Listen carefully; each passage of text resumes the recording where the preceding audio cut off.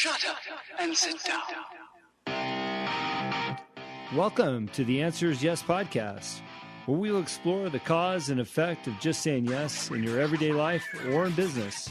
I will dig into topics that are not just stimulating, but will challenge you to be better in everything you do.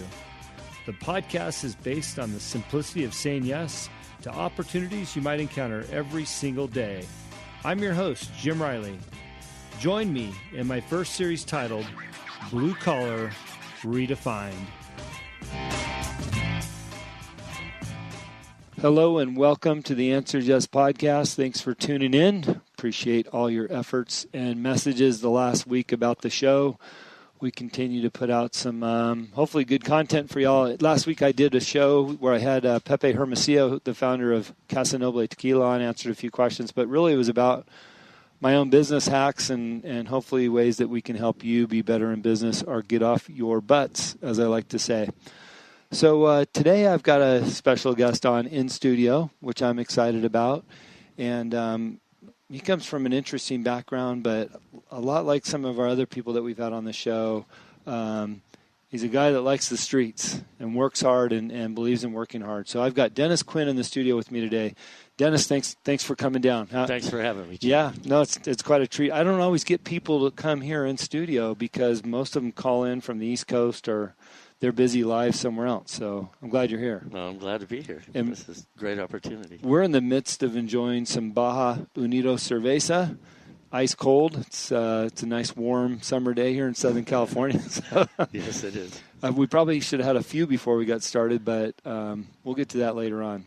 It would have made it just a little too long. Yeah, a little too. A couple of beers, it'll tuck your ear off. Yeah. So, I met you because of your early involvement with Baja United Group, which is my company where we import wines and we make beer, and then we donate back to orphanages down in Baja. And I think that resonated with you, and you were an early investor. Again, thank you for that. We appreciate that. Yeah. But you have an interesting background in the beverage business, and I'd like to hear about your background in beverage business, but on my show, because I know you're not familiar with the content, we like to start way back when. Way back. Okay. and we can just bounce through your career a little bit, but what I'm always fascinated by is where people started working at, or when they started working in their lifetime. And for you, was that as a kid, maybe you had a paper route or something, or did you wait until you got out of high school and then you got your first job? Where did work start for you? Exactly. Work started for me as just a local kid doing lawns in the neighborhood, kind of helping out the neighbors, things like that, developing a little route. Uh-huh. Then it went to a paper route, mm-hmm. and you started with this is a little ways back. So that's when you folded the papers, you put the rubber band on it, you put them in your thing. Oh, yeah. And then you drove your bicycle around with your pack, and you threw them as best you could. Yeah. You didn't do it on the driveways. You didn't throw them for the back of the truck. You went up, and you made sure they were on the porch. Yeah. I did that. Fold the papers, put the rubber band on there. And then you had to go back and collect the money. Yeah. And then you got part of that money. Those were the days. Yeah. There's nothing like that anymore, I don't think, Little manual labor, collect the money. You learned how to be a business person running a paper route. That's right. And then from there was a corner market, Beals Market in Downey on Stewart and Gray and Paramount Boulevards. Mm-hmm. So we're talking 46 years ago. I was 15 and worked as a stock boy in there. Went from there to a local restaurant, and it was very posh for Downey, California. That's where all the bookies went. Yeah. To sit and drink and have a nice steak. And so, at 16, they could hire you to be a busboy and make salads on Saturdays, put them all in the buckets, and a lot of happy stuff like that. Mm-hmm. So did the restaurant thing and went to be a little waiter guy, and a place called the Fireside Restaurant. Okay. So it was kind of cool. Okay. If Downey could be cool, it was cool at the time. It was cool at the time. It was. Fast forward just a little bit. So I'm in high school, and I decide that I'm going to go to work at the mall, Cerritos Mall specifically. Mm-hmm. I'm going to go to work for Kinney Shoes. Mm. Now, these guys, a guy named Pete Shorey, wonderful guy, big man, and here's this 17-year-old kid and he's going to teach me how to do everything selling shoes. So the first thing you get to do is run stock. Mm-hmm. Stock comes in, you got everything's by the numbers. Well, I have this intelligence and experience with numbers that they just resonate with me. And succession of numbers was easy, and they were just so amazed at how I could get everything done, fit it all in to the shoe store, boom, boom, boom. And it worked out well. Then selling shoes, and that's what I did in high school, is I sold shoes like an Al Bundy. Yeah, at Kenny Shoes. At Kenny Shoes. Well, it doesn't really work like that anymore, at least as far as I know. But what was the system? Did you get a commission for selling shoes, or that was just part of your hourly? You had to go out and sell shoes on the floor? There was hourly, and then there were like spiffs. Mm-hmm. So it was socks and cleaners and leather conditioners and, little foot pads and all those kind of things. But the shoes were pretty basic, included in the salary. Yeah, interesting. Yeah. Okay, so here you're cutting your chops in the world of sales at Kenny Shoes. No longer exists. That's correct. Yes. Did you enjoy the process of selling at the time? I did. Something felt natural to you? There was something that people saw in me that they believed more than I did, that the sales thing was kind of where I should go. Mm-hmm. The hard work part was already built in. The selling and the technique of that came pretty natural because of an honesty thing. Okay. So in high school, I'm 16, 17 in high school working, and decide that work is a lot more fun than studying. True story. Well, at least in my opinion. So that became, a 40-hour job at the shoe store doing whatever. And then high school came second. Mm-hmm. So graduating high school was important to my family, and certainly my mother. She had to kick my butt a little, and they weren't going to let me out because I had half a day that I was getting credit for work experience. Yeah. I was gone so much. I'd leave at lunch and not come back to school. But I got credit. If she went down there at graduation time, I was way behind. And was able to sit down with the teachers and the principal and get me out just with the minimum grade to graduate. Yeah, interesting. You said something a minute ago about sales being good for you because of your honesty. And does that mean because you believed in the product and what you were selling, and it was easy for you to be honest in making that sale? Or what were you referring to? For me, sales has always been basic, that I struggle to sell things that I don't believe in or that I can't relate to myself.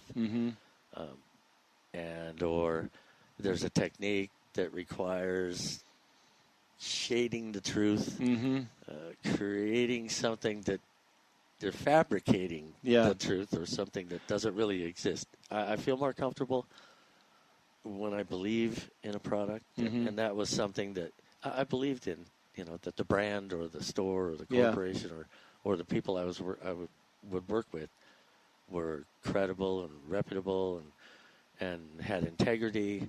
And that same thing goes with the brands. And that's when I really excelled. Yeah. I like your term, shading the truth. There's a lot of shading going on these days. There is. Yeah. So there you were, Kenny Shoes, got out of high school through a lot of help because you were focused on work. So you had some help from your parents. Where did you get your work ethic from? Because as much as I didn't like school, I didn't want to get out of it to work more, and I felt like I had a pretty strong work ethic. I put in about 30 hours a week while I was in high school, but I played sports too. But where did your work ethic come from? Oh, my father. Your father? Yes.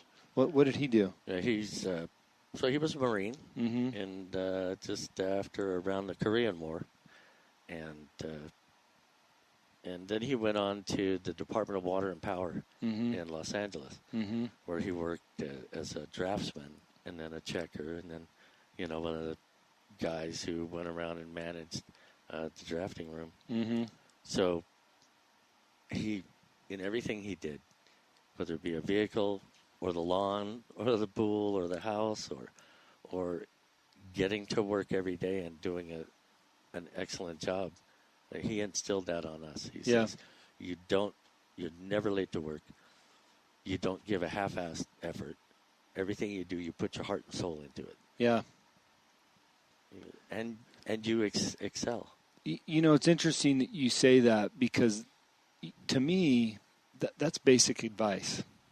But you have to apply that advice and follow it. And I think that's where so many people drop off, is they hear it, but it doesn't really resonate with them, so they don't produce the action that your father taught you, right? Right. I talked about it in my show last week about being successful with customers, and the simple fact of doing what you say and saying what you do and following through. That's the easiest business advice I can give to anybody, because so many people don't do that anymore.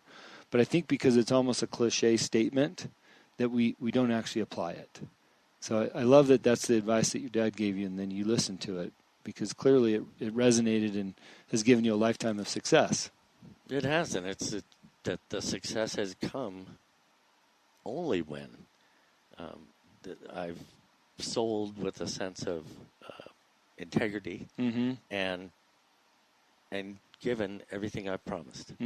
So never to just win a contest, never to beg for anybody to take anything. But you have my guarantee, you have my word, you have my integrity to back up that product. And if you can't believe in it, it's not because I don't believe in it. And if it doesn't work, that's all well and good. I'll take care of it. Yeah, sure. Absolutely. Sure. Where was your next move after high school and Kenny Shoes? High school and Kenny Shoes. So, being 61, I've been through a few jobs. Yeah, clearly. So I had a stint with a machine shop. So I ran a turret lathe in a job shop for a friend's father. Moved on from there to Xerox Corporation.